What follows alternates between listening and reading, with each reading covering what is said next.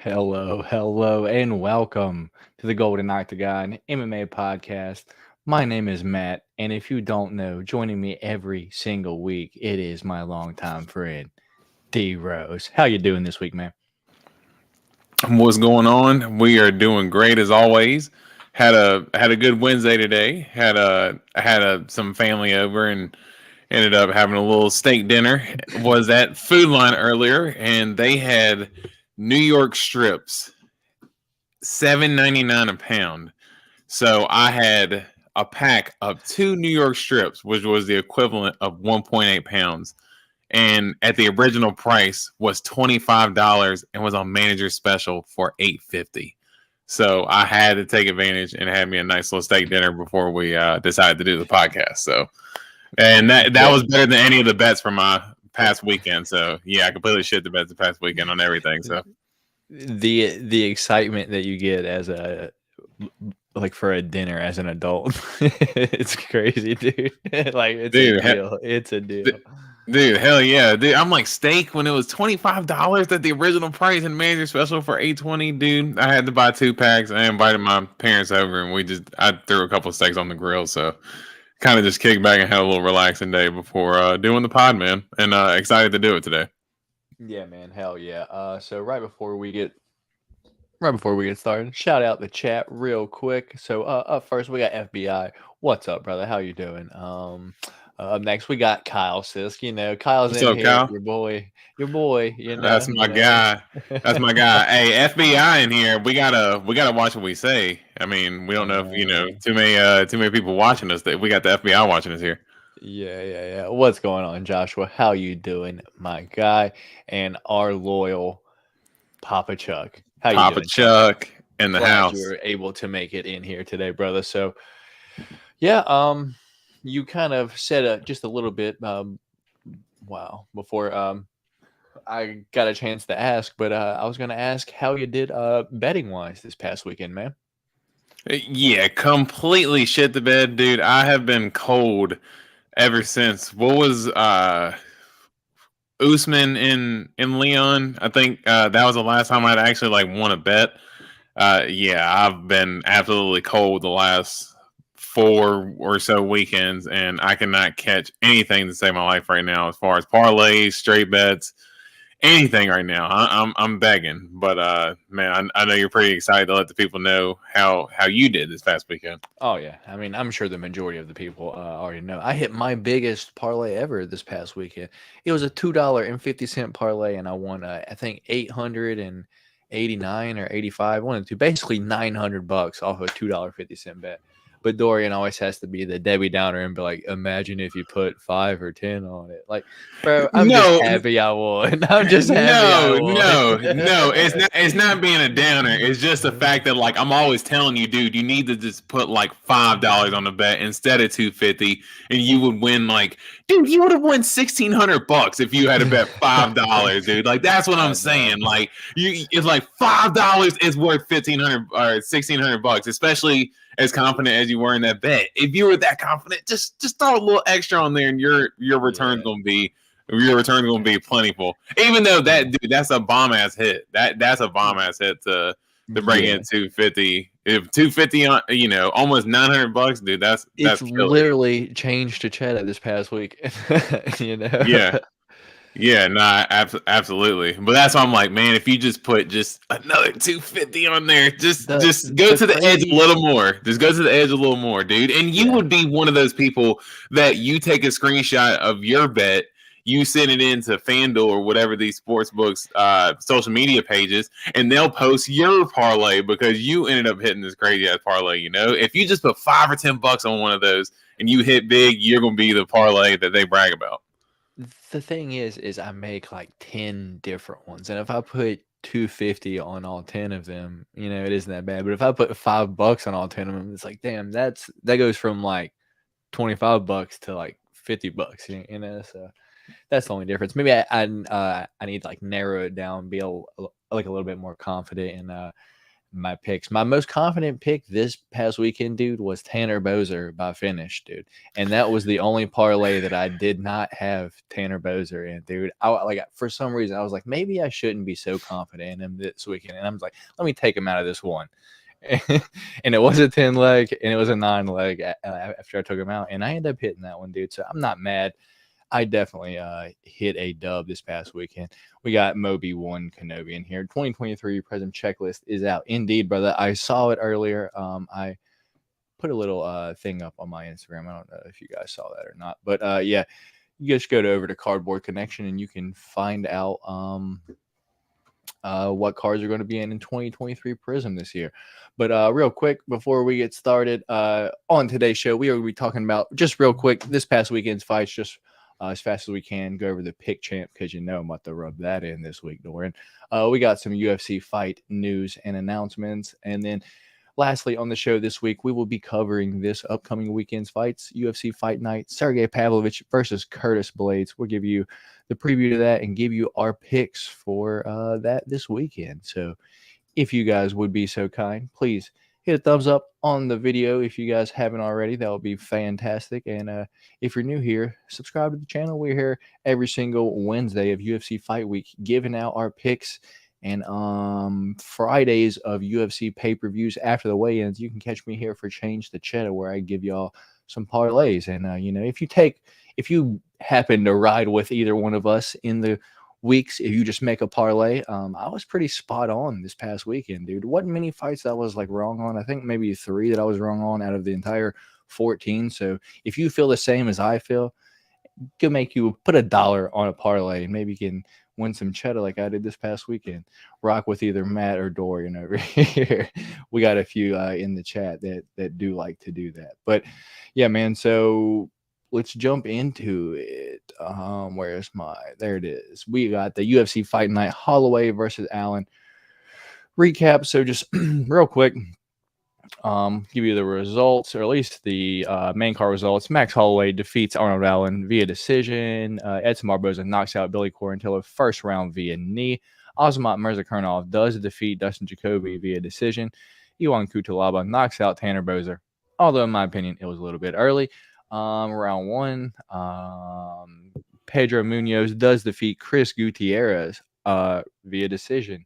Rafa Garcia defeats Clay Guida via decision. And our prelims was Bill Algeo defeats TJ Brown round 2 submission. Brandon Royval does knock out Matthias Nicolau round 1 knee. Zach Cummins does knock out Ed Herman in round 3. Jillian Robertson does get the round 2 submission. Daniel Zellhuber does get the decision win over Lanto Venata. Denise Gomes gets the second round knockout over Bruno Brazil. Gaston Bolaños does get the decision win over Aaron Phillips. And although disputed by a lot of people call it a robbery. Dorian, I'll get your opinion. Jocelyn Edwards does defeat Lucy Pudilova via decision, split decision. So we'll start right there, man. Just real quick. Was it a robbery? Do you think it was a robbery? Because me personally, I thought those first 2 rounds were a lot closer than the announcers were personally saying. Although I was being pretty biased. I had a bet on Jocelyn Edwards. I also had a bet on her via split decision. So I wasn't too mad at that one either. It was like plus 800, something like that. Yeah, robbery, that's a strong word, but you know, the way you see Padalova in that second round is with the furious ground and pound, and she was able to use a lot of her wrestling within the first couple of rounds. I thought she would have the first 2 rounds bagged, but it's no surprise with with the way some of the judges can go around some of this. I think we're kind of used to this at this point, and Kansas City isn't really a place that hosts a lot of fights, so I'm not going to be depending on them to be as strong as maybe the Las Vegas Athletic Commission would be in terms of their judging. Yeah, I would have to agree with you as well. Kyle sat behind Clay Guida's mom the whole night, and she was pumped. I bet, even though he probably had the worst game plan ever, though. Maybe one Kenobi, they will still put 250 hits on there as a promo about a multiplier, not amount much. That was 360 time. That's all that matters. Yeah, it was a shit ton. It was like I have the exact number, but I'm not 100% sure. Yeah, but disputed, but it is what it is. So let me run through our three different picks from this past weekend. Our three different picks from this past weekend were Max Holloway versus Arnold Allen, and I went Max Holloway. Dorian went Arnold Allen. Our second different pick was Edson Barboza versus Billy Quarantillo. Dorian went Billy Quarantillo. I went Edson Barboza. And our third different pick was Jillian Robertson versus Piero Rodriguez. I went Jillian Robertson, and Dorian went Pierre Rodriguez. Not only that, man, I'm going to toss it to you like this. We had more than three different picks. You went Lucy Pudilova. I went Jocelyn Edwards. Jocelyn Edwards won that fight. You went Aaron Phillips. I went Gaston Bolaños. Gaston Bolaños won that fight. I think. Look, who's asking about all this? I didn't ask about all this. I also think you went Bruna Brazil, and I went Denise Gobes, and she won that fight, dude. So not only did I clean sweep you on our official picks, on all the other different ones, I swept you on every single pick this past weekend, dude. That is one for the books. I got to be honest, dude. That was a lot. So the belt is here, and still, dude. And still, Kyle, where you at, brother? When are you going to change teams finally and rock with the true pick champion? He knows the true side. He knows the true side to stay on. I just, the MMA guys were definitely working against me this past weekend. As I told you, that's why I didn't want to throw those other picks in there because I wasn't super confident, but. Hey, you even asked me if I wanted to do 5 this past weekend. Just to be fair, dude, I actually left one out. You actually went Matthias Nicolau over Brandon Royval, and I wasn't confident enough in Royval, although I did pick him to win, dude, and he smashed him too, dude. So it's like, dude, I was on a roll this past weekend. Like, the only fight that there are a few fights that I will definitely say that I was 100% wrong on. Let's see. I don't think any on the prelims. I think I was spot on the entire prelims, dude.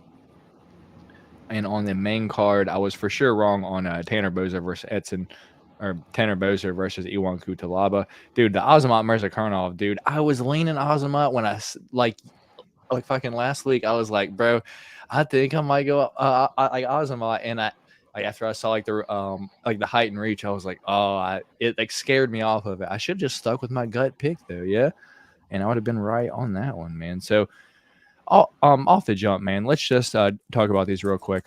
Max Holloway, Arnold Allen, take away from that fight. Man, I thought that Arnold Allen, I did pick him to win, but you see Kyle. It would be spectacular. Hey, Kyle, we trying to tell him. And hey, I got him this weekend. There's a couple fights that I already know that I am not confident at all this upcoming weekend.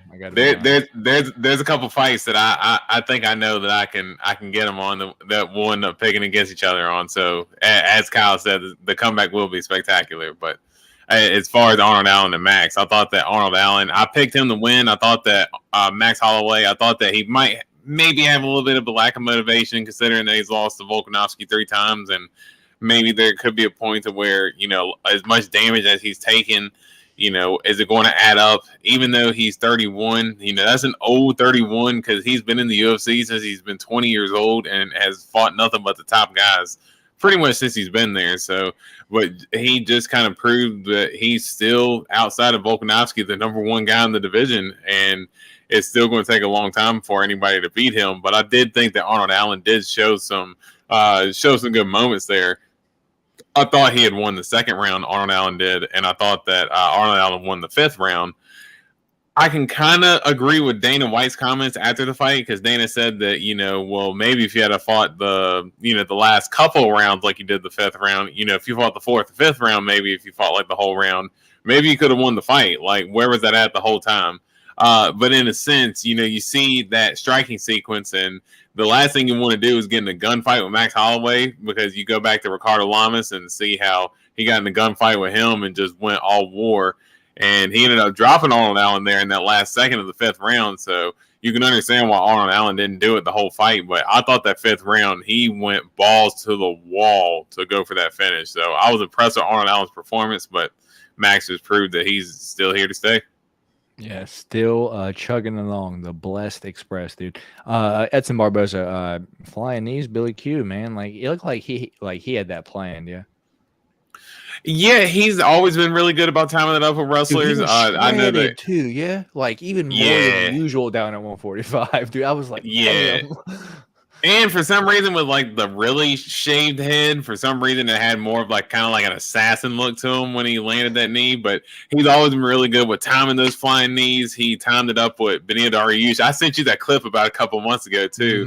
Mm-hmm. It was like a kind of like a flashback to that day, and you know he almost recreated that same knockout to a certain extent.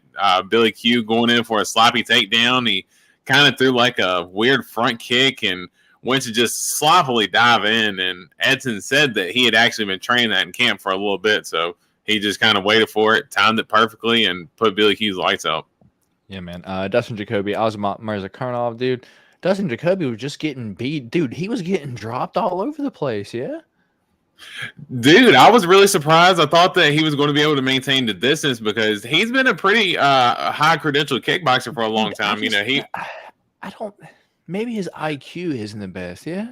Well, I really thought the biggest thing that Azamat really showed a speed advantage. He was in and out so fast, and he's really explosive. And I know when he was in the contender series, Dana White had even said when he came out of the contender series, look, this dude probably needs to move down to 185 because he's going to be too undersized at 205. But as far as I've seen him fight so far, his speed, his boxing, he's so crisp, and he was able to really get in and out of range pretty well. He does tend to have a little bit of a gas tank issue because they're in that third round. Dustin Jacoby was starting to put it on him there a little bit.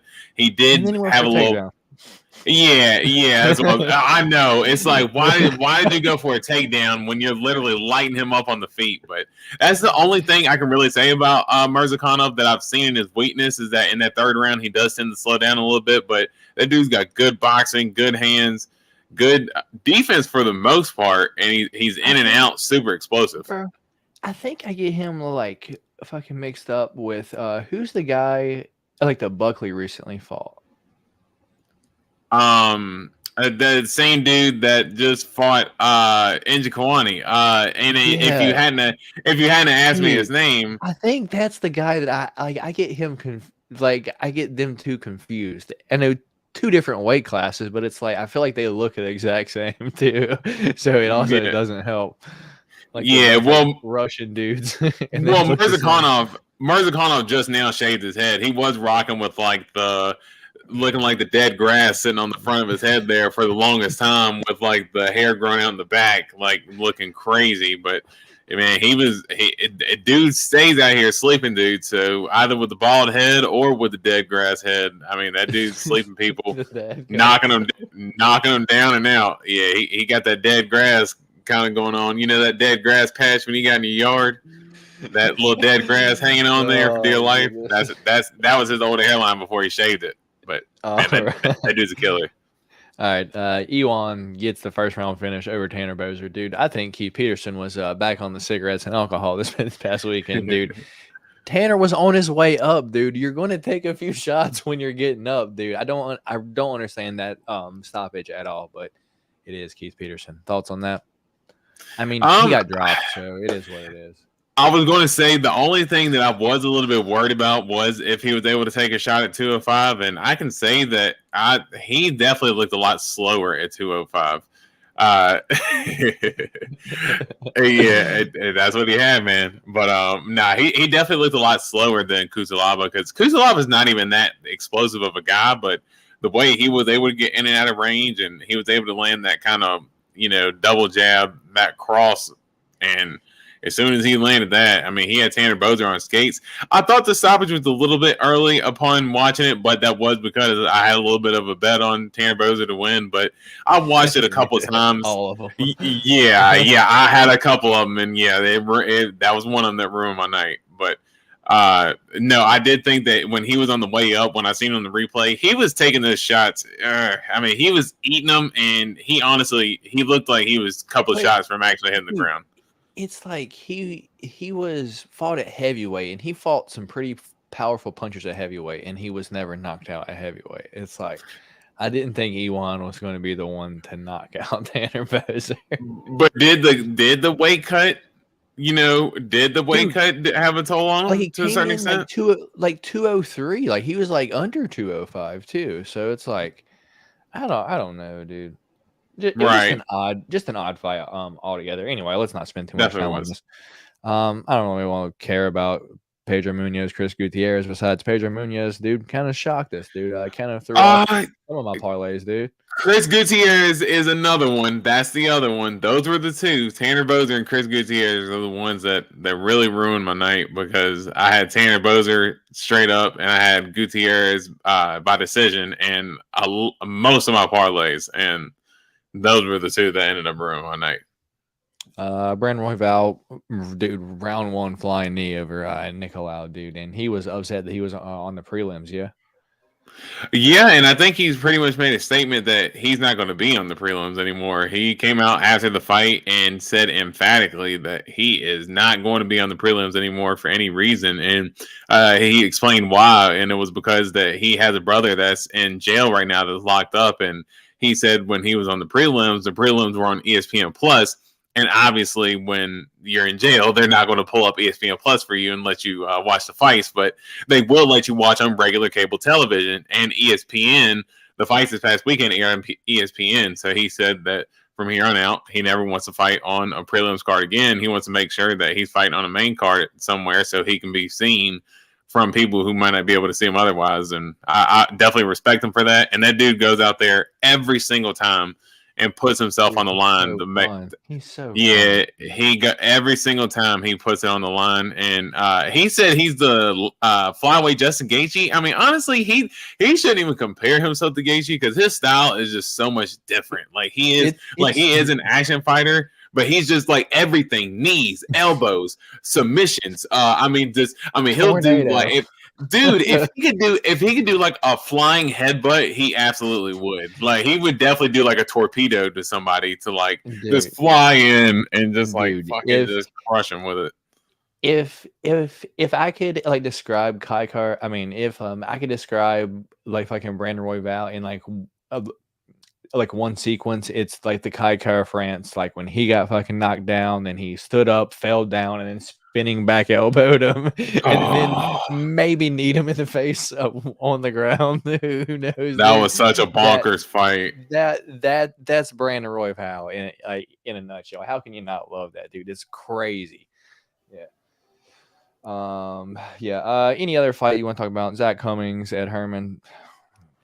Sad. Julian Robertson, Pierre Rodriguez. Care about her moving down to 115 at all? I mean, Jillian Robertson, she's definitely making noise, and like I said, I didn't realize that she could. Yeah, dude, 27 years old. So, like I said, I was more looking at her record rather than her age, and seeing that she's 27 years old, she's definitely got enough time to turn it around, and she's been doing it so far. Daniel Zellhuber showed that he was back on the track. I think if you put some pressure on him, I think if you make him come to you, dude, he might have some issues there. Yeah. Yeah, potentially. I guess a lot of time. I guess he's probably used to fighters trying to come towards him because where he has a reach advantage. But when you get up to fighting smarter fighters, they're going to start switching up the game plan a little bit, and not running to the shot. So, it's just something that he's going to learn as he gets older. But he's still young as well, so he's got plenty of time to develop. So, a good way for him to get a win and get a bounce back from that Trey Ogden loss. I would be remiss if I didn't talk about Denise Gomes just real quick, dude. There's not many other chicks that I can compare to Jessica Andrade, dude. Denise Gomes might be one of them, dude. She just runs forward, dude, and just throws, dude, and she's got power, yeah. Is it bad that I actually did not see this fight? I was still at work. Yeah, I was still. Man. I was still. You gotta watch that one. I was still at work when it happened, and I heard it was a crazy fight, but I never actually went around to. I never went back to watch it. Yeah, man. So that's going to be all the fights from this past weekend. Kyle saying Dana White did say they messed up, and Royval will be on the main card fighter from now on. That makes sense. Hey, Jackson, what's up, boys? I low-key been waiting on y'all to upload a podcast, an extra podcast, or something for the week. Hey, brother, well, we are right here. Don't worry, we are here. I also uploaded a card video this morning as well. So I don't know if you saw that, but I did that this morning. Yeah, so if you're into cards, I did that. And so with that being said, let's jump on into our fight news and fight announcements. You got anything off the top of your head real quick, Dorian, while I'm getting everything pulled up? Yeah, I actually had a question that I had taken a screenshot of, and I'd actually wanted to get your opinion. So we know that UFC 288 next month, is it May, with Aljamain and Henry Cejudo, they lost the Charles Oliveira and Beneil Dariush fight. So there's been a couple of fighters who have been tweeting and making statements about who could potentially be taking that co-main event spot, because Dana White said they're still working on a co-main event to take that spot. So 3 of them were thrown up, and I just wanted to get your opinion on them. One of them is a welterweight matchup between Gilbert Burns and Bilal Muhammad. Now, Gilbert Burns is going to be coming off a quick turnaround. He just fought just a couple weeks ago, so it would be a very quick turnaround. But that has been thrown around, and he actually tweeted such. But he also called out Dustin Poirier for that co-main event spot for next month. Dustin kind of mentioned that he might not be in the best of fight shape, so he might not be prepared to do it. And the other fight that was thrown around, that was tweeted about, was Paulo Costa actually threw his hat in the ring and said that he is willing to take a fight at 205 pounds against Jan Blachowicz. Yeah, So I saw all those, man. If in a dream world, like if any of those fights were to happen, which of the 3 would you want of those to happen? For my money, for it to be on pay-per-view, I need Dustin Poirier and Gilbert Burns. For my money, for me to pay money, that's what I'm taking. Because Paulo's funny and all, but moving up to 205, I really could care less. He already fights at 205. He just makes his own rules usually. Gilbert versus Bilal, I mean, I guess, but I mean, what's the gain there? Like aside from like Bilal, maybe like if I can gain in a spot, but at the same time, he ain't getting a title shots still, So I think just as another fun fight, give me DP and Gilbert Burns on there. Kyle is saying Burns versus Bilal would be the best matchup, but Burns versus Poirier best for pay-per-view. Yeah, exactly. That's what I'm saying for the most part. Like I'm saying, like the one that makes sense competitively would be Burns and Bilal. But for my money, what am I paying for? I would much rather have Burns Poirier. How about you, man? Man, I'm surprised that no one's actually talking about potential Paulo Costa moving up to 205 to fight Jan Blachowicz. I mean, that could potentially be a banger. But he fought Marvin Vettori at 205. He doesn't fight. He fought Jan wants to move down to 185 though. So Jan wants to move down to 185, and he's already said that he was already on the cut, and now Paulo's like, "Hey, let me fight Jan at 205." Paulo's trying to get Jan at his weakest right now, dude. That's what Paulo is trying to do. He's trying to bring his secret juice into the fight game, and I'm too smart for it. I don't know.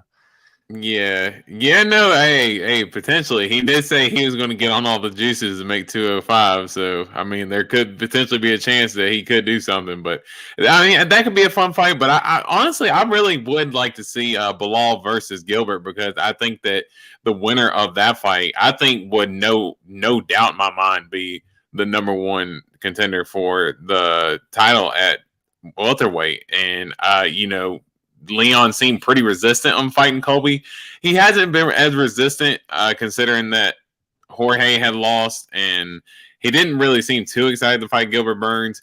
He's not opposed to fighting Colby. He just more doesn't want to fight in July. Wants to wait until about October or so. But I think if Bilal and Gilbert's to fight, that right there is your number 1 contender for welterweight, and I think that would still be a banger of a fight. Yeah. Who knows? So first fight, dude, I actually sent this one to you pretty much like right after the podcast last week. We got Davison Figueroa was going to be moving up to 135, right? He retired from 135 in the octagon. I mean, from 125 in the octagon. Yeah, he is. I'm done. He put his gloves in the octagon floor and said, I'm retiring from 125. I'm moving up to 135. Well, guess what? We got Deuce together, Davidson Figueroa going to be taking on Starboy, Benal Cap, UFC 290, July 8th. Thoughts on that? That's definitely a banger. Yeah, I thought that Davidson was going to end up moving up because Rob Font actually called him out after the Honest fight. He said, "Hey, if Figueiredo is still talking about moving up, hey, I'll welcome him to the division." So I think that was actually a surprise to everyone to hear this announcement. But it's definitely a banger of a fight. And Cop, as much as I'm not a big fan of him, as far as maybe his attitude, I do think that he is a good fighter. He's explosive. He's a good athlete, and he is starting to maybe put a couple of performances together back to back to where you can maybe see some of the potential that a lot of people talked about when he first came into the UFC. And this is definitely a big test for him to take such a big jump up like he is against Davidson Figueiredo. I mean, he lost to Pantoja, he lost to Mateus Nicolau, but he's been able to put a couple wins together and a couple of finishes together as well. And, he's just climbing up the division, and that's a banger of a fight. Kyle saying, I'm pretty disappointed that he's staying at flyweight. I thought he had much more exciting matchups at bantamweight. Personally, I think he's a little bit too small for bantamweight, but that's just me, like shortness wise. But what throws me off, dude, is like you're going to retire, like you're retiring from the sport, but then you just say you're retiring from the division. And then your next fight is in the same division. Like, you look like a dumbass. Yeah, I mean, I guess he was just he was thinking it in the moment, but I think like you, I do think that he is small for bantamweight. So as far as making the title push, he's going to be too small for bantamweight. If you're talking about him versus Sean O'Malley or him versus Corey Sandhagen, yeah, I mean, dude, even him versus Marab, dude, him versus Marab would smother him for the whole freaking fight. And Marab's not the biggest guy, but dude, Marab would be a lot bigger than he ain't making 125 ever. Yeah, no, Marab is well, Marab did say he could flirt with 125, but dude, he's like a thick guy, yeah. Yeah, exactly. I was about to say he's jacked at 135, so I do think that would be tough for him. But if Figueiredo wouldn't try to make a title push at 135, no, he's too small. But if he wanted just fun matchups, you could potentially match him up. But if he wants the same size advantage, best advice, he probably should stay at 125. Yeah, makes sense. Up next, dude.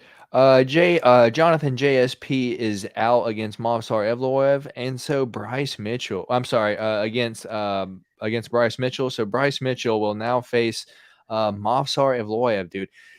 For some reason, why did I think that Movsar fought at 155? I'm not quite sure. Movsar, yeah, he fought against Dan Ige. Hakeem Dawodu. So I have no idea. Maybe dude, I get fighters confused, especially the Russian ones, dude. Like, because all their names are like Ev or Oliver. It's kind of crazy. But yeah, thoughts on that one, dude?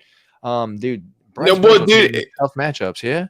Dude, if you remember before Bryce Mitchell ended up taking the fight against Tuporia, he was actually matched up against. Yeah, he was matched up against Movsar, and that's when him and Tuporia, it got moved a couple of times, right? And then and that's when finally they ended up making the match, or it was something to the extent. But I remember Movsar was supposed to fight Bryce, and then Tuporia basically took the spot. But I guess basically run the same matchup back, but you see Bryce coming off that loss against Tuporia, how confident is he going to be? But a lot of people are going to wonder about his ground game after Tuporia, but Movsar definitely doesn't have the power that Tuporia does, so he's definitely not that dangerous. He's a little bit of a better grappler, but I'm not absolutely sold on Movsar either. So I think this is still a tough fight for Movsar, even with Bryce coming off the loss to Tuporia.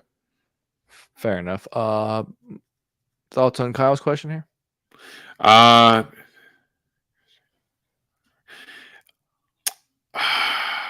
Doesn't Pantoja have a win over Figueiredo too?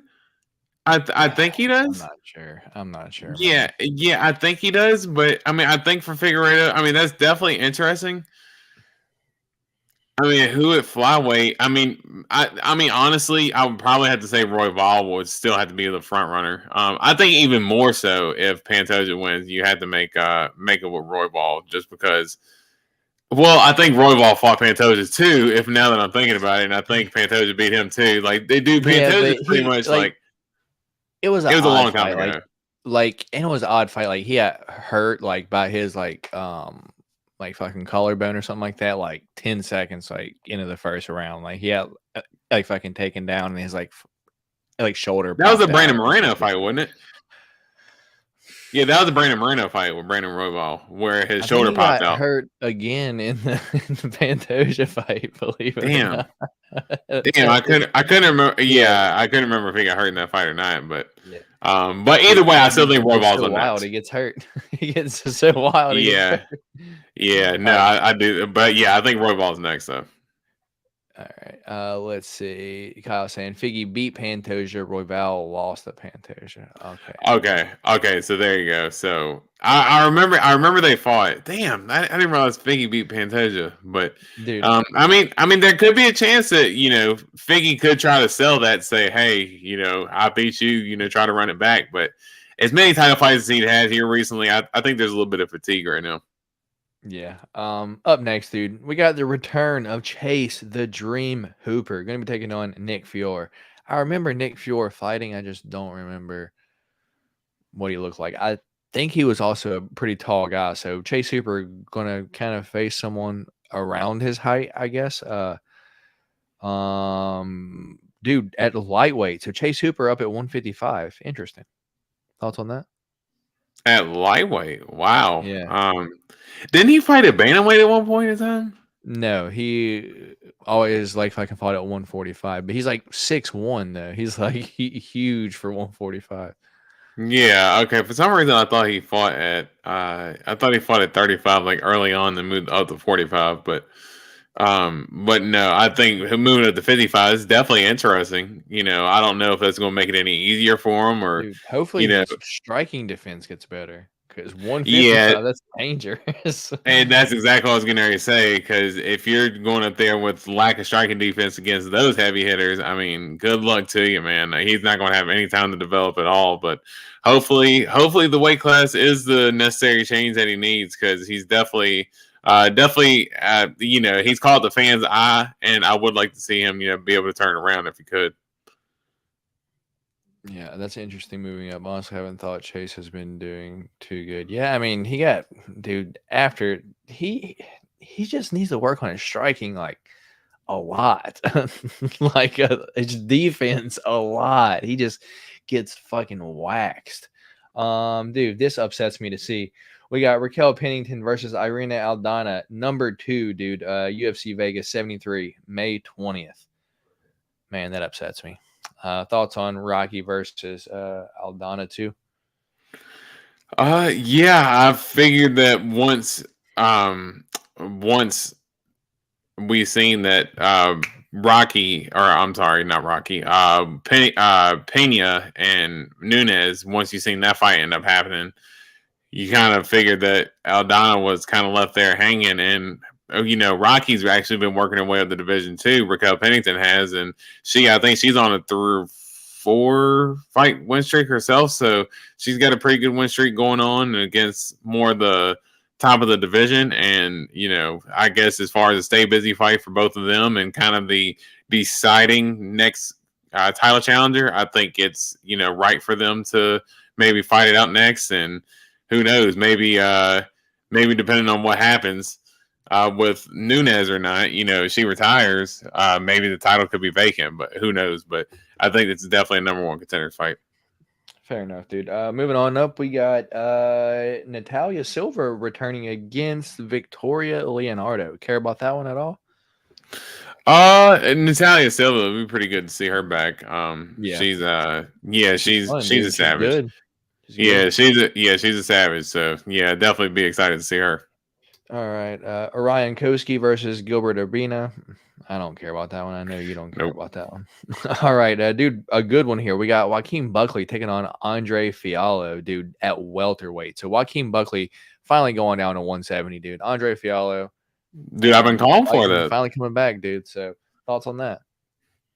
Man, Andre Fiallo, I like him. He just because he does put on a fun fight, but dude, another guy, he is a banger. He will go in there to take your head off, but another guy needs to work on his head movement, dude, because he just gets popped way too much, and he looks to counter way too much. Like he's always looking to kind of get his head off the center line and hit guys with like big overhand counters or big uppercut counters. And so when he's fighting low level guys, it does work. But when he starts to get up there to fight guys who are, a little more measured in their striking, dude, they catch him every single time. And he's been getting put out in the last couple. And Buckley ain't anybody to play with. And we know, dude, the power that he's carried at 185. And how many times have I called for him to go down to 170? Like, dude, he is way undersized at 185.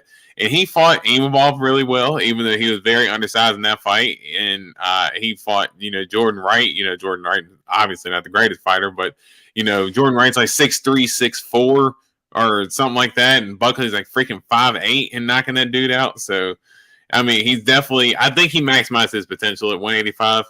And I think 170, I think he can actually make his way to the top 10 in that division. I think he's still young enough to make a push. Real quick, before we move off this, do you think if he beats Fiallo, we get a rematch of Kevin Holland versus Joaquin Buckley at 170? No, it's too early right now. I think that, if they both end up working their way up the division a little bit, they're both young enough to where, and Buckley's got a big enough name, and he's got that highlight reel finish against Kasanganai to where he's going to be able to, I think the UFC is going to be willing to give him a few more opportunities to try to get right. And Kevin Holland, the same way, he's a guy who he takes chances for the UFC. So they'll make it right for him as well, as far as, giving him a longer leash. You have enough time to where you can make that fight down the road. Let Joaquin Buckley get his feet wet in the division a little bit, try to work his way up. And, maybe we can see that fight again, maybe 2 or 3 fights down the road. And the last one that I have right now, and you actually just now said his name, Nasruddin Imavov, going to be taking on Action Man Chris Curtis. That's your guy, man. UFC 289, June 10th. That's going to be at middleweight. Thoughts on that? Yeah, that's a good fight too. I do think that, I do like Chris Curtis, and, he's been on a rampage ever since he lost that Kelvin Gastelum fight. He's been pissed ever since that headbutt happened, and he felt like he was kind of, shortchanged from that headbutt that really ended up changing the fight for him. But he wanted to try to get a quick turnaround. I think he's got a little bit of a bad taste in his mouth, and he's going to come out there for blood. And I think for Imavov, he's going to look to try to turn around from that Sean Strickland loss. So that's a pretty good matchup for him. So I do think that Chris Curtis really struggles with guys who have good foot movement and keep it at a range. And Chris Curtis isn't the biggest guy at middleweight. So definitely a tough fight for him, but should be a good fight. Yeah, and I'm just kind of scrolling through right here right now just to make sure I don't miss anything else. Do you have anything before we move on to the fights for this weekend besides Bobby Green bringing $60,000 to UFC Media Day for no reason, dude? Did you see where he said he was actually going to change his name to King? Like he said he was going to call himself Bobby King Green. Like he was going to actually legally change his name to King Green. That's ridiculous. Dude, I don't get it. He's just asking somebody to come rob him. Yeah, dude. I don't care how good you can. I don't care how good you can fight if you got a gun. Yeah, you know what I mean. Like I don't give a fuck. Like people are crazy, dude. You can't walk around with stuff out like that. You don't know what people are capable of doing now. Nah, dude, I'm not. Why? First of all, I ain't got $60,000. Hell no. First of all, hell no, not at all. But hell, I mean, even $5,000, $10,000, whatever. A grand, like I'm not walking around. $500, I'm not walking around with not that much on me. Like that's crazy. Yeah, man. So, with that being said, let me change out our banner and get our shit rocking for this upcoming weekend. UFC Fight Night, Pavlovich versus Blaydes. Preview and picks. Let's get into it. I know that's what everyone's here for the most part. My picks, the genius ones, of course, and Dorian's shit picks. Don't forget those because I got it last week. I was like, Dorian's shit ass picks this week. And that was rough last week, man. I can't let you live that one down that easy. No, but like I said, we got some matchups coming up this weekend that I feel pretty good about. That I know which way you're going to pick on some of these, and I'm feeling good. All right. So with that being said, let me share my screen real quick. This one, obviously. Can you see a screen? Select window to share. No. Oh, what is this, bro?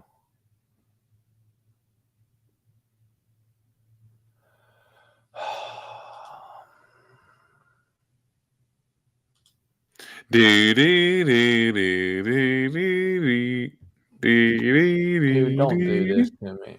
Don't do this because I think if I do this, yeah, that's not what I'm trying to share. I'm not trying to.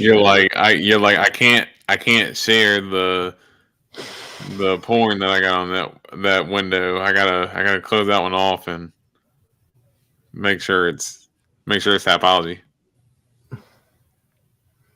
Bro, it's only letting me share like the current screen that I'm on, man.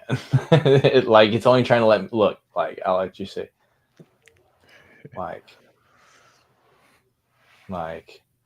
This is what I'm like.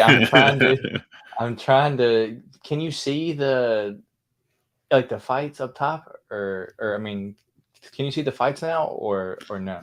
Nah, the only thing I can see is just like a still image of us on the screen, but it's like us, like an alternate universe, like watching ourselves do the podcast live. Like, I don't know. Like I felt like I was in like some like metaverse or something like that, like watching myself like as I'm doing this. Bro, I'm trying to share the screen, but it ain't letting me.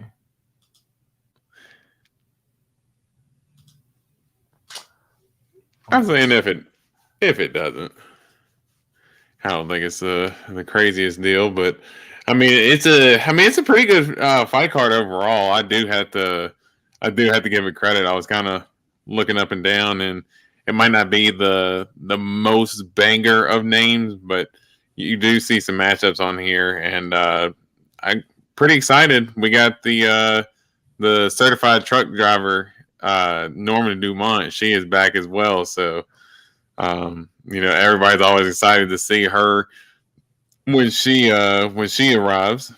And hey, Dorian, I want to back out of here for a second, and I want to pop back in here on a different web browser, and I think because I'm trying to use Firefox right now, it's being dumb. So I'm gonna pop back in here on Google Chrome. So give me just a second, and if you want to talk to him, I'll be right back. All right. Cool.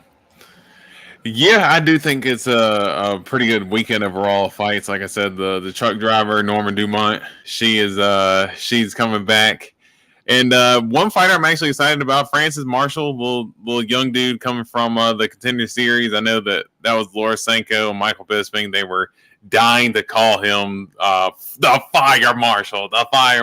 It rolls off the tongue, but no, he's actually a good fighter. And his last fight, I can't remember the guy that he fought, but he had that was actually his first TKO win for Francis Marshall, and it came in the UFC, so it came at the right time. And I'm excited to see him fight this weekend.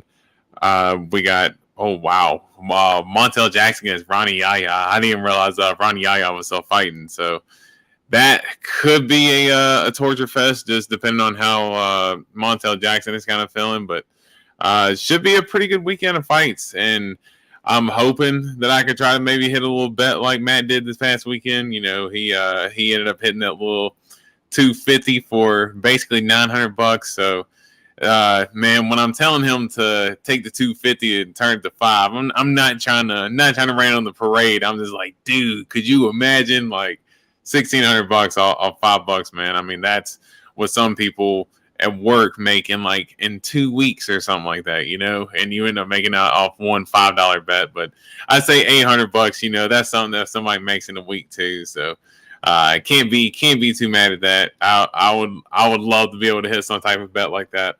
The best I do, I normally tuck my tail between my legs for the most part. So I'll do maybe like a 3-leg parlay. I'll put $5-10 on it to win. Let's say maybe $50 to $100 or so. I try to hit a decent little something, but try not to get too crazy. Matt goes 10 plus legs on, I would say, 80% of his bets, and I would say that at least, let's say 25% of the time those things hit. But even if it's 25%, you're even if 25 sounds like a low percentage, when you're getting that much return on investment, it's definitely worth it when you're only spending about maybe $2 to $5 or so. So I definitely think that the way that Matt bets, I always call it crazy, but hey, he ends up making the most out of it, so can't really hate on him for it. And is he back? I've been sitting here. I've been trying to be a time filler as much as I can. So really been trying to carry this thing. And man. I don't know. I don't know what the hell. That, like, for some reason on Firefox, I can't share the screen that I'm not on. It doesn't make sense. But on nice on Google, it only allows me to share the screen that I'm not on. So I couldn't even share this screen if I wanted to on Chrome, but it only allows me to share this screen on Firefox. So it is what it is. So I did see this right before I popped out of here, and it did make me chuckle. Had me at certified dump truck driver. Indeed. My brother told me Nick Diaz was going to fight again. Is there any truth to that? I'm not on the whole media. Know a whole lot. I don't know if Nick Diaz is going to fight again. I don't want to see Nick Diaz fight again.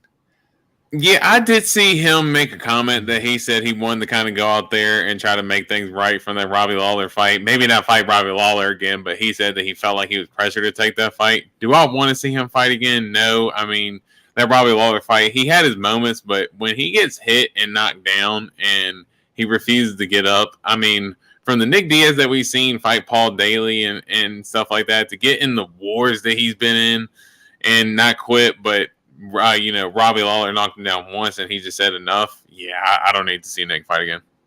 Yeah, man. All right. I appreciate you covering for me while I fix these G-dang problems over here. But this weekend, you got to let me know if we get any comments or anything so I can pop back in, because all I see is what you see right there on the right to you. So this weekend, we've got UFC Fight Night. Sergey Pavlovich versus Curtis Blaydes. This will be at the Apex, dude. We haven't had an Apex card in a while, yeah? Oh, man, I didn't realize it was at the Apex. I've actually kind of enjoyed these shows being on the road a little bit. Kansas City was a shitty crowd last week, though. I do have to say that. That crowd was very shitty last week for the most part. But I have liked the return to the crowd. So seeing the Apex, especially for the fights that are on here, it'll be a little bit of a damper. I do enjoy the crowd, but also I don't mind the Apex either, because I enjoy being able to hear the punches, dude, and like being able to hear the coaches. But honestly, I enjoy all the fights. I'm a degenerate, dude. It is what it is. And I heard you telling the people about how I gamble, and it hits sometimes. So that's all that matters. That it hits sometimes. And dude, I have a lot of bets to make to even equal out this year, because I am up big time. Yeah, that's why I said that's what I said. It probably hits about 25% of the time, but I said 25% clip for what you spend is definitely you're definitely still getting a lot of return on your investment. So yeah, that's like hitting like a $300 bet for every $100 in bets. So not too bad. Right. So this weekend we got what is Sergey's fight name? Help me out, Doran. Do you know what it is? The polar bear. No, I'm kidding. That's Sergey Pavlovich. Or Sergey Spivak. Yeah, I'm not sure. We got Sergey Pavlovich versus Curtis Razor Blaydes. We got Brad Tavares versus Dorian Rose. We got Bobby King Green taking on Jared Flash Gordon. We got Yasmin Lucindo taking on Brogan Walker, dude. Oh, that's a good one. We got Jeremiah Wells taking on Semi the Jedi, Matthew Simmelsberger. We got Ricky Glenn taking on Christos Giacos. We got Hani Yaya taking on Montel Quick Jackson. We got Carol Hosa taking on the dump truck driver that is Norma Dumont. We got Muhammad Usman taking on Junior Tafa. Dude, that's going to be a shit show. We got Francis Fire Marshall taking on William Gomi. We got Priscilla, the zombie girl, Cachoeira, taking on Karine Silva. We got Dana Bakary taking on Brady Heastan in the first fight of the night. So, D-Rose, we're going to start right there at the first fight of the night. Dana Bakary taking on Brady Heastan. Dana Bakary Storm. There we go. Bam Bam Heastan. That being said, Bakary is 12-4, lost his last two to Kyung Ho Kang and Chris Gutierrez. Brady Heastan beat Fernie Garcia and lost to Ricky Tercios. I believe that was for the finale of The Ultimate Fighter. So that being said, Dana Bakary is a -175 favorite. Brady Heastan is +150. Dana is 33 years old, 5'7" with a 70-inch reach. Brady Heastan is 23 years old, 5'8" with a 71-inch reach. Dorian, this fight is going to go one of two ways. Either Brady Heastan is going to get knocked out round one, or he's going to wrestle the absolute shit out of Dana for 3 rounds. I'm undecided on which way I want to lean here. What throws me off is this fight right here is a split decision loss against Ricky Tercios, dude.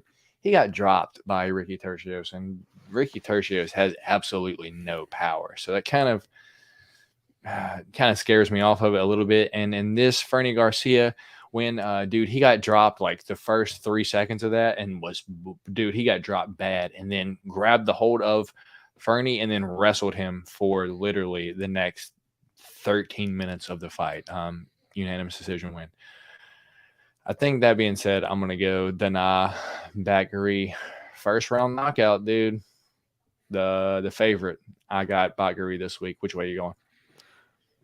Man, I can see where you're coming from with, the way you kind of see this fight, the way it'll play out. That's kind of the way I see it too. And, as far as knockout or, wrestle fuck decision. And I do think that looking at the matchup, Dana, he definitely got the power, but he is 33 years old, kind of formed into the fighter that he is now. I think Brady is 23 years old. And as you can see, he's starting to, I'm not saying that he's put a couple performances together to make you believe that he's going to get better, but you would think that being 23 years old, that he's only been able to add to his game and start to become a little bit better and hone in his skills a little bit more. So let's just go with the upswing here, and I'm taking the dog, man. I think as long as he can weather the storm early, I do think that he'll be able to hold on. So let's go Brady Heastan here. Yeah, I'm not super confident in it, but I am going Dana this week. So that'll be our first different pick of the day. So moving on up, next fight of the night, we got Priscilla Cachoeira, the zombie girl, taking on killer Karine Silva. Priscilla Cachoeira, 12-4, won 4 of her last 5. Karine Silva won all 5 of her last 5. Her UFC debut was in her last fight. Come on, load you thing against Poliana Botelho. Beat her via Darce-choke. It doesn't say when, so I'm not sure if that was later on in the fight or beginning of the fight. And then guillotined on the Contender Series, dude. And we know that's Priscilla Cachoeira's weakness is the ground, dude. She is dog shit on the ground. She is Brazilian, but for some reason she has no jiu-jitsu. She resorts to eye pokes when she's on the ground, dude. She has no defense at all. Priscilla Cachoeira, +135 dog. Karina Silva minus 165 favorite. Cachoeira, 34 years old, 5'7" with a 65-inch reach. Karina Silva, 29 years old, 5'5" with a 67-inch reach, dude. Priscilla Cachoeira, dude, she's going to be the bigger girl, and she's got power, man. I'm kind of leaning toward the dog here, dude. But at the same time, we know she's trash on the ground, but how does it get there with her being the bigger girl of the two? Dorian, I'm going to let you pick first. I have a lean, but I'm not 100% sure which way I'm going to go. Which way are you going this week? Yeah, I do think that, Priscilla Cachoeira, she's definitely got the power advantage, and I don't want to say it's a classic striker versus grappler, but you can definitely say that to a certain extent. I think Karina Silva, I think her hands are okay, but we do know that she's got good submissions at the end of the day, and she got good wrestling. So if she is able to get it down to the ground, I do think that's where she's going to be able to control the fight. And but if Priscilla Cachoeira, if she's able to land, I tell you what, one thing she does have is a vicious uppercut. Like, dude, if she starts walking Karina Silva down and starts throwing them uppercuts when she tries to go in maybe for a takedown, Karina Silva is going to be in for it. So she's definitely going to have to be creative and set up for takedowns and everything. But I do think Karina Silva is a little bit more creative, gets it down to the ground. Maybe even if she doesn't get a submission, I still think she's able to kind of grind out a victory here. Let's go Karina Silva.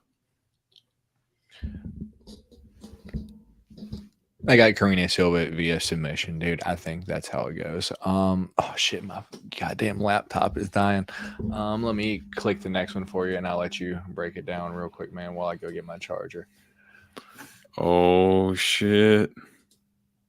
Francis Marshall. This is actually one of the dudes I actually just shouted out before the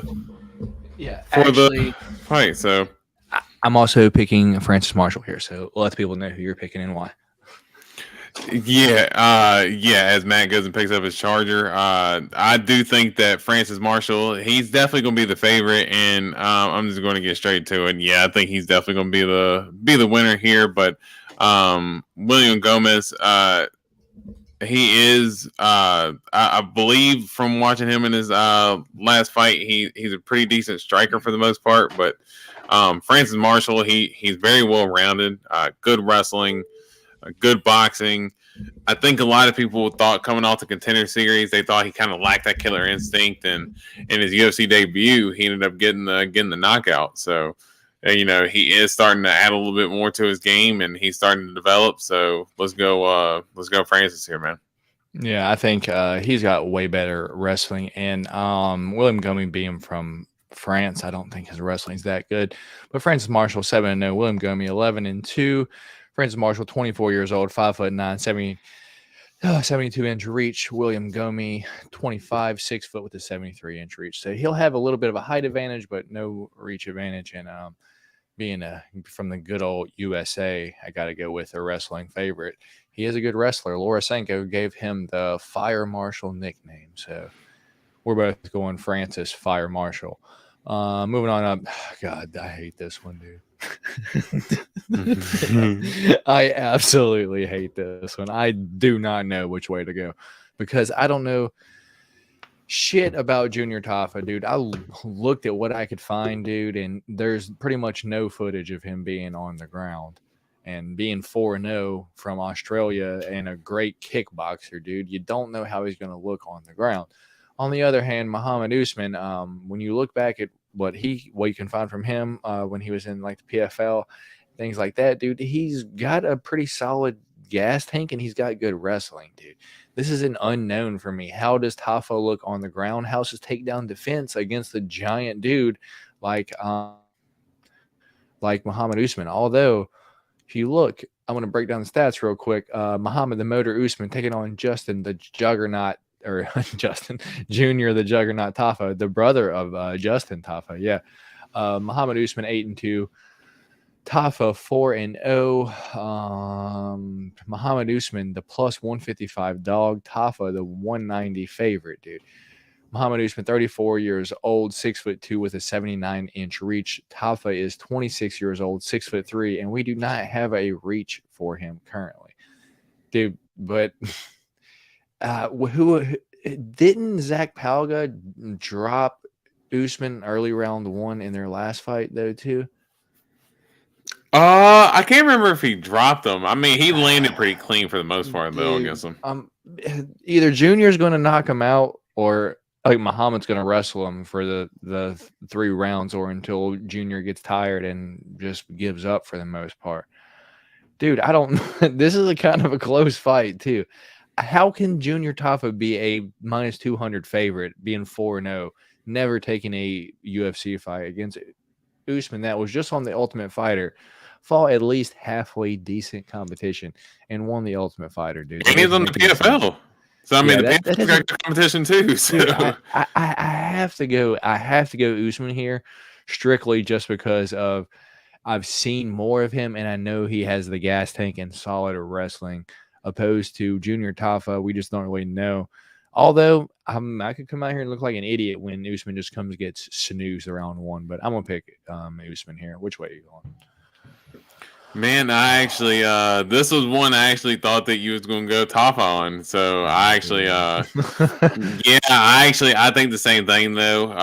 I do think Usman, he should be able to get it done. More experience, more UFC experience.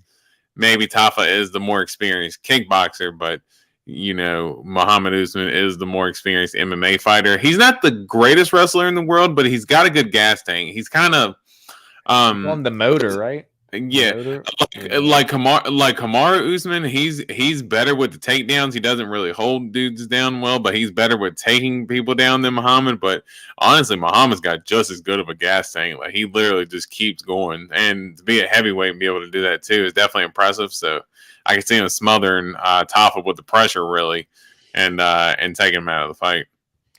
But would it surprise you too much if he just came out there and got snoozed around 1? No, because if you're a Tafa, you're probably just born with power at this point. So that's just at birth. You're just given power in your hands. So definitely wouldn't be surprised at all if Usman got slow. All right, man. So we are both going Muhammad Usman there. Dorian was incorrect on our first on our different pick of the day. Let's see if we pick different here, dude. But I'm rocking with the old faithful here. Up next, Carol Hosa taking on Norma Dumont. We got both Brazilian ladies. Dude, that is not what Norma Dumont looks like. Anyway, the Immortal. It should be the dump truck driver. Should be her actual name. But it's not. So Carol Hosa, number 9 bantamweight in the world. Norma Dumont, number 3 featherweight in the world. Carol Hosa, 16-4, won 4 of her last 5. Norma Dumont is 8-2, won 4 of her last 5. Dude, how is Carol Hosa the favorite? That doesn't make any sense. Minus 150 favorite, Norma Dumont plus 155 dog, or plus 115 dog. My bad. Carol Hosa, 28 years old, 5'5" with a 67-inch reach. Norma Dumont, the bigger girl, 5'7" with a 67-inch reach. Same size reach, dude. But Norma Dumont fights at 145. She's not making 135. Her lower half, or I don't think she's making 135. Her lower half's too big. This is going to be Carol Hosa's first fight up at 145, man. I don't know if you knew that. Did you know that this week? No, I did not. And yeah. I'm just that being said, I'm going with the dump truck driver, the dog. I was just laughing because you said the number 3 ranked featherweight fighter, and I'm like, are there even rankings for featherweight in the UFC at this point? Yeah, I guess so, dude. Who knows at this point, man? Man, this fight's so hard to go off of because it's like, I mean, Carol Hosa, it's not like her wins are super impressive. I mean, I don't know how she's the favorite, dude. In what world is she the favorite? I mean, Norma Dumont's definitely a good striker. She's definitely got good kicks. She boxed up Danielle Wolf last time. I don't know how she didn't finish her. She should have probably finished her, but she didn't. Yeah, well, I think she tired her out with the wrestling a little bit too, and she really tore her up with the leg kicks. And once she started landing those leg kicks, she was really Danielle Wolf didn't know what to do. Man, I'm struggling picking this one because I really don't know because, like I said, I mean, honestly, I'm not really too impressed by either. But I guess gun to my head, Norma Dumont. I All guess right. I guess I'd say that. We pick the same again. We are on the CDL certified CDL license holder, Norma Dumont. Crazy. Commercial driver's license. Up next, next fight, we got Hani Yaya taking on Montel Quick Jackson. 28-10 for the 38-year-old Hani Yaya. Plus 430 dog. What are we doing here? Montel Quick Jackson, 12-2, minus 625 favorite, 30 years old. As I said, Hani Yaya, 38 years old, 5'6", 68-inch reach. Montel Jackson, 30 years old, 5'10" with a 75-inch reach, dude. Montel Jackson's got basically a foot of reach on Hani Yaya, dude. I got Montel Jackson via knockout, dude. How about you? Yeah, I think it's pretty much that simple. You just summed it up with the reach advantage. I mean, the reach advantage, the striking advantage, the age advantage. I mean, and Ronnie Yaya, he's definitely been through he's definitely taken some damage at this point in his career. So, he hasn't fought as much. So he's not super active, but is a little bit older. Montel Jackson is super dangerous. So yeah, I think Montel Jackson gets him out of there. All right, fair enough. Same. Oh, did he just take himself out? I believe he did. Oh no. No. I apologize. There he is. Hey. I did hit back on the opposite screen that I should have hit it on, so I do apologize. Hey, that's Oh, good. for so that being said, let's go on to the next fight. That is Ricky Glenn versus Christoph Giacos, dude. I did not know Christoph Giacos was still in the UFC, but he Same. is. Ricky Glenn, the gladiator Ricky Glenn taking on the Spartan Christos Giagos, dude. I don't know why I have such a hard time saying his name. Christos Giagos. Just doesn't sound right. 22-6 for Ricky Glenn, 19-10 for Christos Giagos, dude.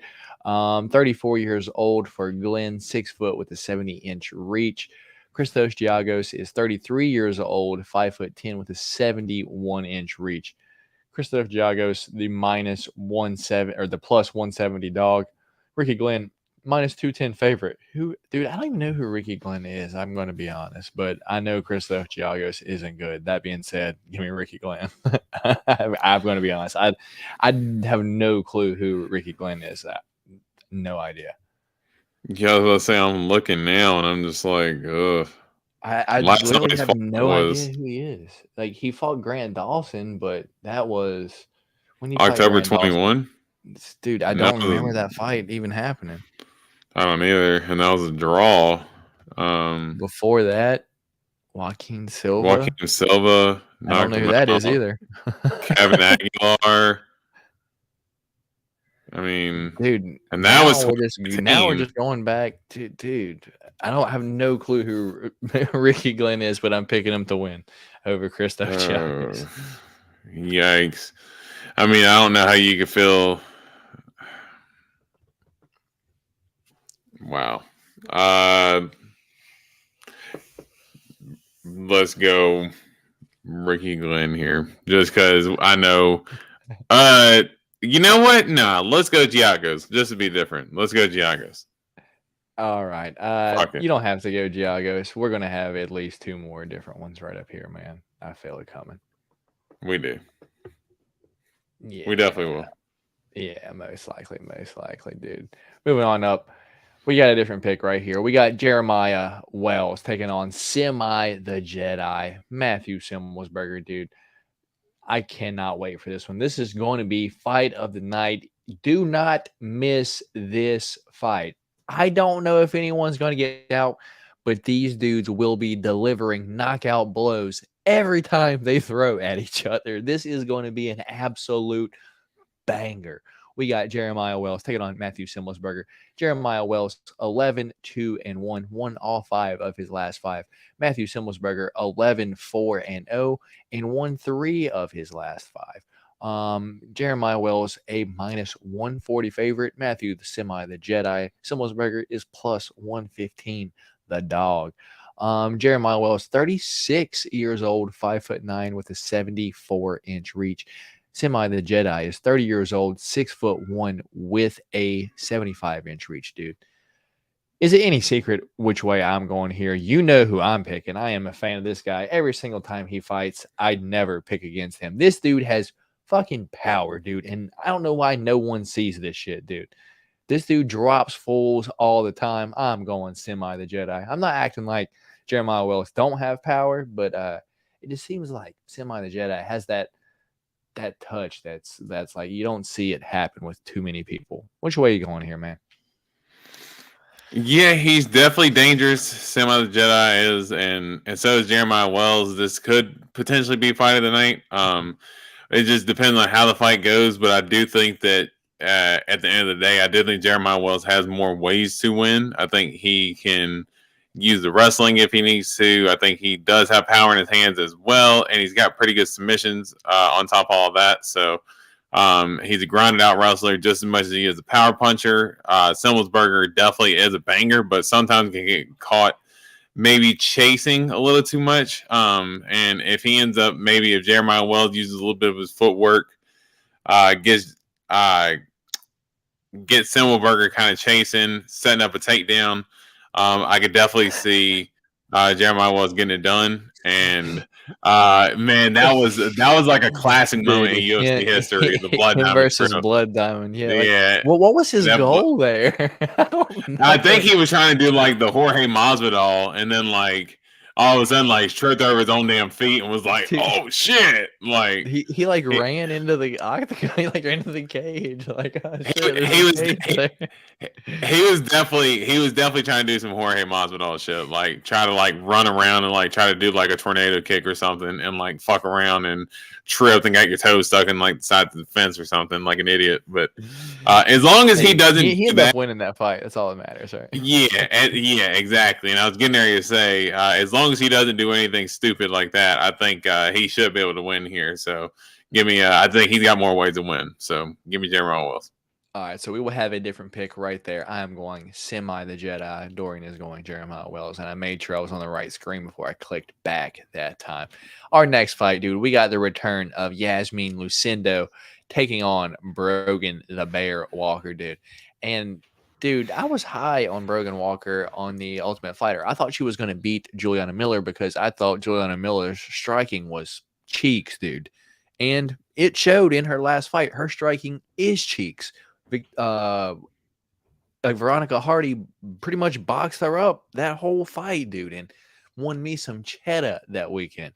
That being said, dude, the way Brogan Walker looked last time wasn't good, and Yasmin Lucindo, dude, against the other Yasmin the last time she fought, that was a fucking banger, dude. That was on the main card. Me and you both were like, who are these like 115ers on the main card? We found out real quick, dude.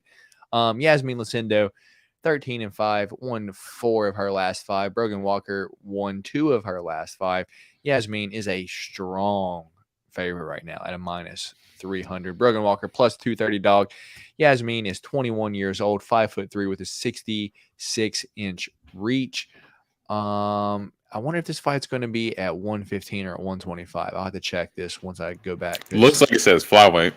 All right, so on the ESPN app right now, that's what it has. Yeah, so Brogan Walker, 33 years old, 5'4" with a 67-inch reach, dude. Even the height's basically the same. That being said, dude, I am for sure rocking with Yasmin Lucindo, the 13-5, 21-year-old dude. Which way are you going here? Yeah, I think that performance from Brogan Walker in her last fight against Juliana Miller was a little bit eye-opening because I know that you told me you were.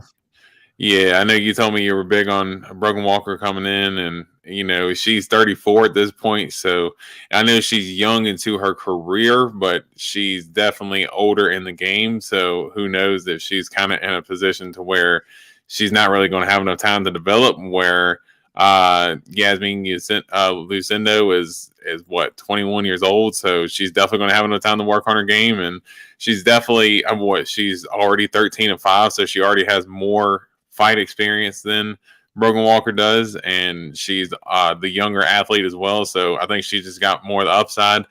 The betting line, I'm probably going to stay away from that, but I do think that Lucindo, she Solid should parlay piece, yeah. I mean, maybe like your anchor, but You're like one of your parlays, maybe.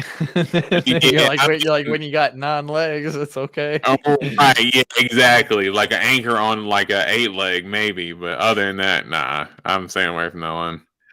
All right, moving on up. Next fight of the night, we got Bobby King Green taking on Jared Flash Gordon. Bobby Green, 29-14-1. Jared Gordon, that's an old picture of Jared Gordon. He had hair then.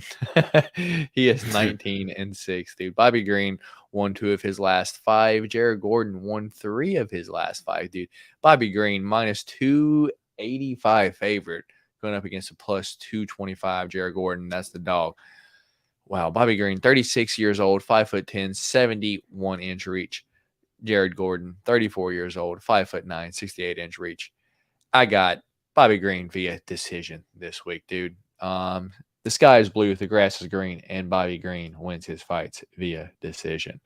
Unless he fights Al Iaquinta, then he knocks him out first round. Hell yeah. No, and man, the only thing, dude, I'm so surprised that Bobby Green's such a big favorite. Like, I don't even know if Jared Gordon was this big of a dog against Patty. And I mean, I do know that Bobby Green's a good fighter, but I've always given him credit, but to be as big of a favorite as he is just crazy to me to think that. But he's definitely got the boxing. He's definitely got that advantage there, but he does have a little bit of a hole in his game when it comes to defending wrestling. He initially Islam. Yeah, but what I was going to say was he's good at initially stuffing the takedown, but if you're good at kind of chaining the wrestling together, I think that's where you can get him. And Jared Gordon is a pretty good wrestler, so I do think that's where Bobby Green really needs to be aware on. But as long as he can keep his back off the fence, kind of circle around, use his footwork, he's going to have the size advantage, and I think he should be able to get it done. But look out for Jared Gordon's wrestling. I wouldn't be don't be surprised if I put Jared Gordon maybe in the parlay just due to the odds that he's at right now, man. I mean, it's crazy to see that he's that big of a dog. All right, Dorian, going to be fighting this weekend, so Dorian will not be making any bets on this fight because he will be in this fight. We got Brad Tavares taking on Bruno Silva, a.k.a. D. Rose.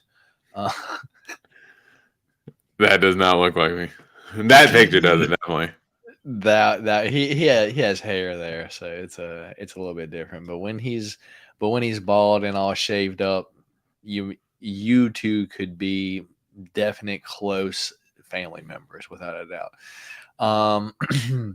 Brad Tavares 19-7, Bruno Silva 22-8. Brad Tavares won 2 of his last 5. Bruno Silva won 3 of his last 5. Brad Tavares a slight favorite. I don't understand that. Bruno Silva +1. Brad Tavares 35 years old, 6'1" with a 74-inch. Bruno Silva, 33 years old, 6 foot with a 74-inch reach. Dude, I'm rocking with a dog here. I'm rocking with my co-host on here, the other half of the podcast. I'm rocking with D Rose this week in Bruno Silva. I'm gonna be rooting for you, man. Which way are you going? Are you gonna bet on yourself, or are you gonna pick Brad Tavares to beat you? Yeah, I'm absolutely surprised to see Brad Tavares as a favorite here, man. I mean, Tavares is definitely, he's definitely been able to put together a few good performances, but he has shown that he can get lured into a brawl and can take some shots. I mean, I'll give it to him against Dricus, dude. He took some damage against Dricus, and he delivered some damage against Dricus as well. But man, Dricus had his face like a bloody mess at the end of that fight, and Brad Tavares literally just ate all that damage for lunch, dude. So, man, honestly, I've been kind of going back and forth on it. Man, if I had the gun in my head, Bruno Silva here. I do think that Bruno Silva, better boxer, so I do think that he can get it done. But if Brad Tavares gets a little slick in there and starts working in takedowns and stuff, we've seen GM3 give Bruno Silva some problems with that too. So look out for that. Indeed, man. Indeed. We are both going Bruno Silva in the co-main event this week. Main event time. Sergey Pavlovich. He doesn't have a nickname. That's why I couldn't remember it. Makes sense. Taking on Curtis Razor Blaydes. So if you guys haven't already, before we get started, hit that thumbs up button for us.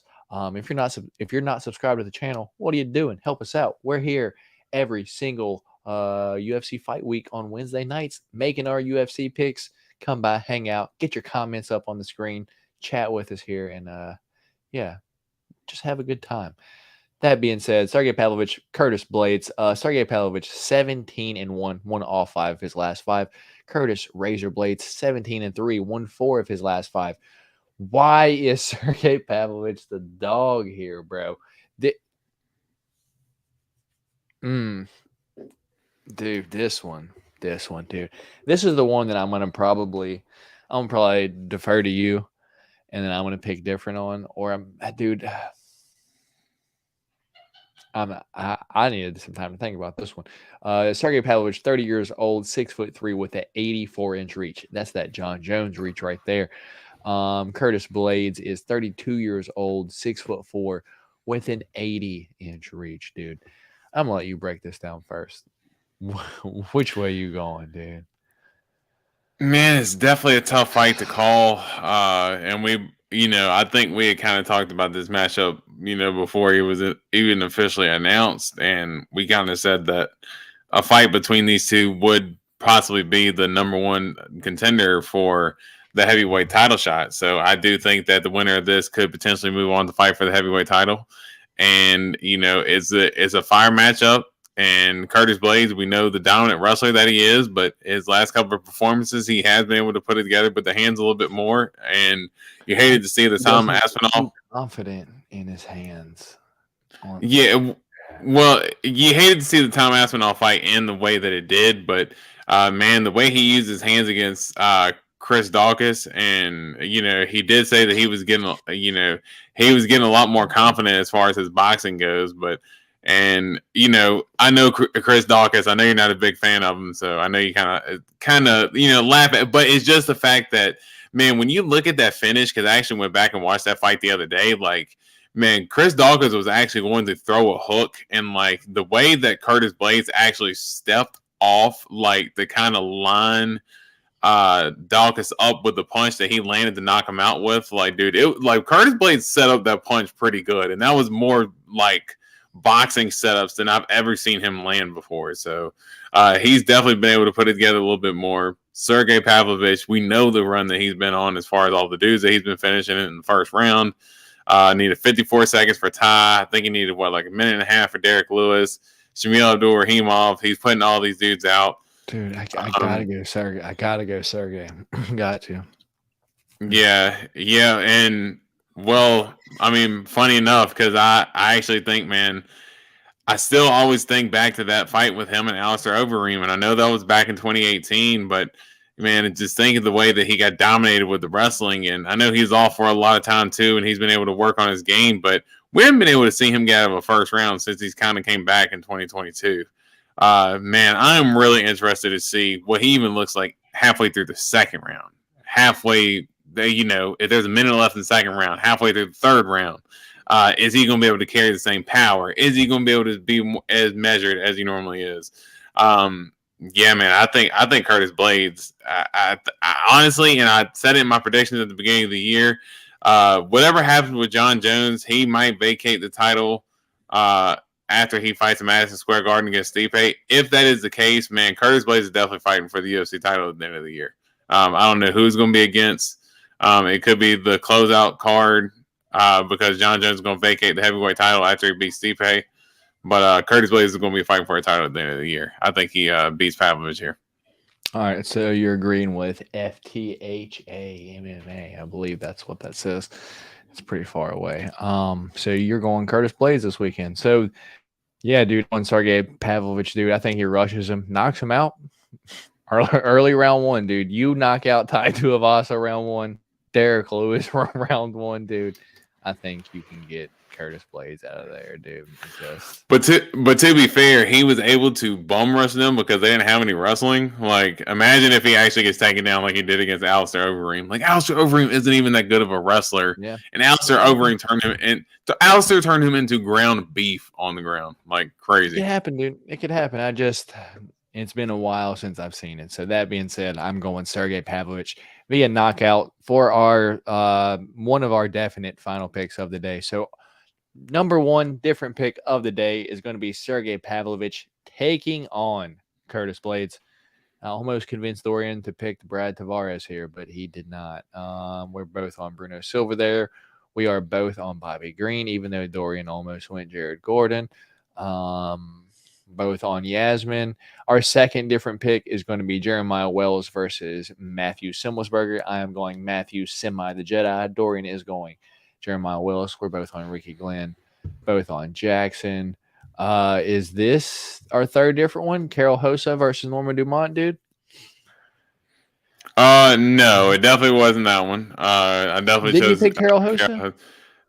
No, I definitely chose Norman Dumont. Okay. Yeah, I think I was going back and forth actually, but I think you were telling me not to go whichever way. But no, our other pick was High Stand and Denabakari. That was a different pick. We're both on. We only have 3 different ones, really? Yeah, we only I believe so. Because Muhammad Usman and Junior Tafa, I believe you chose Usman too, right? Because I did. And then Francis Marshall, William Gomez. We both chose Francis Marshall. We both chose Karina Silva. Mm-hmm. And I think you were back and forth on this one. I was like, if we need it, we'll toss it in that one. Fuck, dude. Yeah. I guess first fight of the night will be our third different pick. So our 3 different picks are going to be Danab Bagari versus Brady Heaston. I got Danab Bagari. Dorian's got Brady Heaston. Our second different pick is going to be Jeremiah Wells versus Matthew Semelsberger. I got Semelsberger. Dorian's got Wells. And our third and last different pick is going to be Pavlovich versus Blaydes. And Dorian's got Blaydes, and I got Pavlovich. So if you guys don't know why we make these picks, it's because every single week we put this strap up online. And for weeks on end now, for sure over a month, I believe it's maybe even 2 months now, dude, I have had the pick champ.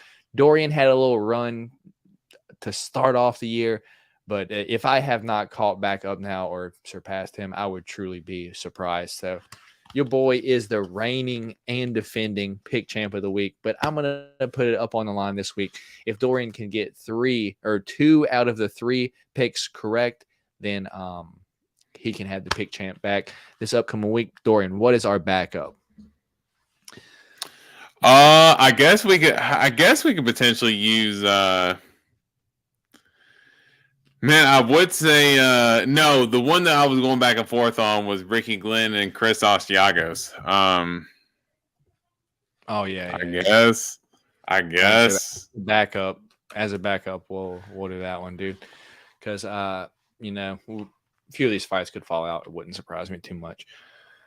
Yeah, so that's going to be our 3 different picks and our backup for this weekend. So, and still this week, baby, don't forget it. Your boy over here is the reigning and defending pick champ. We coming, Dorian. We coming bike. Tell him, Kyle. We coming back, baby. Ain't nobody in here. Everyone has already left this, man. There's only, from what I see, it says only one person in here, so everyone already left this, dude. But pretty much. Oh, dude, look at him. Kyle is the only one in here. I told you. Look, and still for now. More now. I told you. He knows. Told you. What did I tell you? Come on, Kyle. That's what I'm talking about. Yeah. That's what I'm talking about, dog. Hell yeah. Out of here, man. You kind of cut out there. I lost you there for a second. I said, that being said, D Rose, anything before we get out of here? No, man. We good to go. Good pod this week, and we coming back for the strap and new next week. And new next week. Let's go. Let's go. Yeah. Yes, sir, Kyle. I appreciate it, Kyle. Thank you very much. Thank you, my man. For sticking around here with us, dude. You are a real one. So thank you very much for that, brother. Greatly appreciate it. That being said, that is going to be all from us here this time. I am Matt. D Robes is on that side of your screen. If you don't know, I am here multiple times per week. Podcast, UFC card videos, pretty much everything UFC. So if any of that interests you, please subscribe to the channel. Come on back over here. I'm here multiple times a week. Ask some questions. I'll answer them. All that good shit. But that being said, it's going to be all from us here this time. Once again, Matt and D Rose is on that side of your screen, and we'll be back here next Wednesday to break down this weekend's fights and next weekend's fights. Who are they going to be, D Rose? Who is next weekend? Next weekend. Right now it says Simon versus Song. I didn't know that was the main event though. Yeah, so we'll be breaking down. That fight was actually supposed to be the co-main event for this weekend, but I think next week they lost a fight, so they ended up moving this fight to next week. All right, makes sense. So we'll be breaking down that fight on those fights on it next Wednesday. So come back for that if you're interested. But that's going to be all from us, and we'll catch y'all next week. This is going to be all from us here on the Golden Octagon MMA channel. We'll catch y'all next week. Peace. Peace out.